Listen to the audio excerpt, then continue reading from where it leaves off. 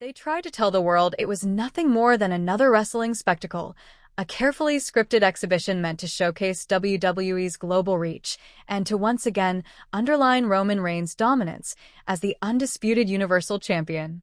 They sold tickets and promoted Clash in Paris as a grand event, a chance for fans across the world to witness the power of WWE's storytelling on an international stage. But what unfolded inside that arena was not wrestling, not entertainment, and not even sport. It was something far darker. It was calculated destruction presented as performance, and it left Roman Reigns lying broken in the ring, rushed to a French hospital where he now clings to life in intensive care. The official corporate statement from WWE, hastily put together, tried to paint the image of a routine accident, calling it a sports-related injury that sometimes happens in a physical business.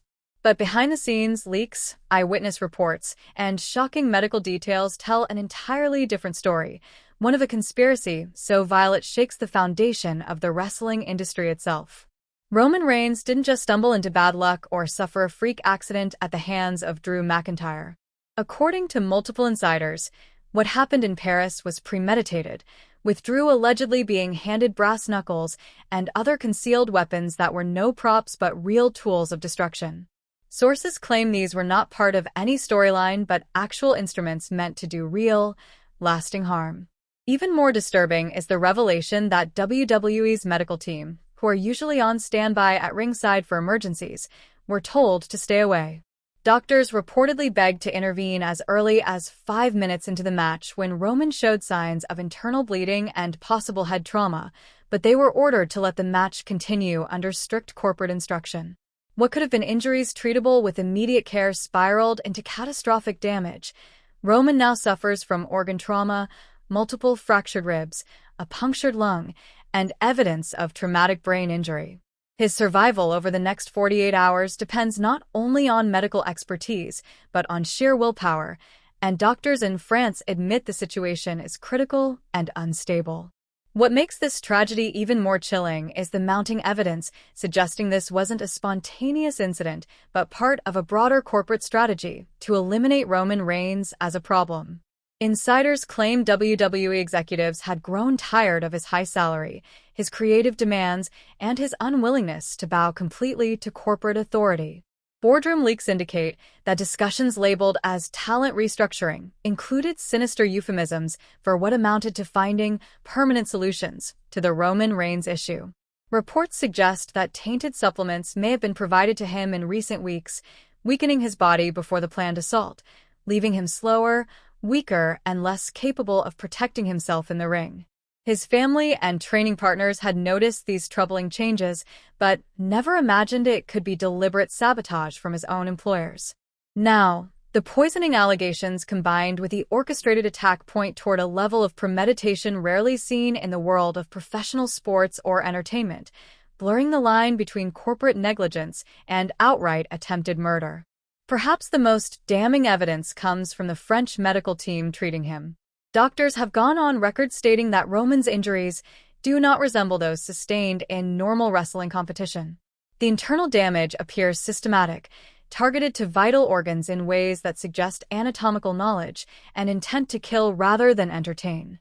Dr. Pierre Dubois, his attending physician, revealed that the attack showed signs of deliberate torture, repeated strikes with hard objects to areas like the liver, spleen, and kidneys, as well as precision head trauma designed to maximize long-term damage. These weren't wrestling moves gone wrong. They were deliberate attacks under the guise of performance. It's why many now view Drew McIntyre not as a competitor in this match, but as a corporate weapon sent to execute a plan. The horror doesn't end with the medical details. WWE, exploiting legal loopholes in France, has reportedly managed to declare Roman a corporate asset, giving the company control over his medical treatment and effectively locking his family out of decision-making. His wife and children, desperate to be by his side, are being kept away by paperwork and bureaucratic walls erected by WWE's lawyers. It means while Roman fights for his life, the very company accused of orchestrating his injuries controls what treatments he does or doesn't receive. This grotesque use of law to prioritize corporate interest over human life has sparked outrage not only within the wrestling community, but also among international legal observers who warn that this case may set a dangerous precedent. Meanwhile, WWE's public relations machine continues spinning the narrative, downplaying what happened as routine risk in a physical business. Analysts point out that their press release is filled with vague phrases like sports-related incident and routine medical care, language designed to calm investors and shield the company's image rather than admit the shocking reality.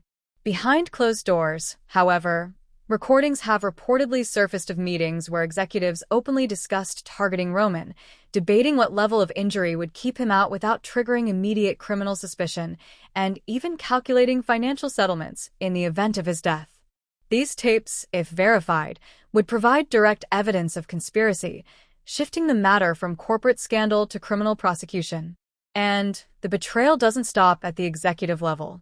Some insiders claim several roster members were aware of the plot, lured into silence with promises of career advancement and main event pushes. For wrestlers who looked up to Roman as a mentor and leader, their silence in exchange for self-interest cuts deep, turning the locker room atmosphere toxic and filled with mistrust. If WWE was willing to target their biggest star, the man who carried the company on his shoulders for years, then no performer can feel safe.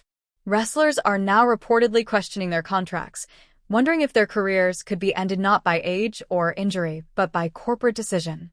The sense of fear inside the company may lead to mass exits if Roman does not survive, and even if he does, the damage to morale may already be irreparable.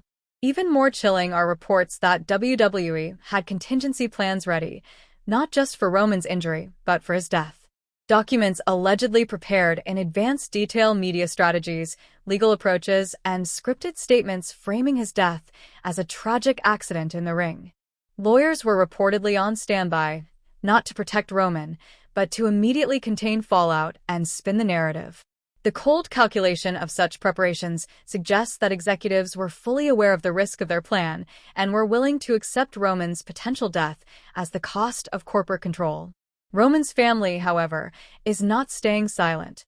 They have hired international legal representation and are preparing lawsuits that could expose the conspiracy in full.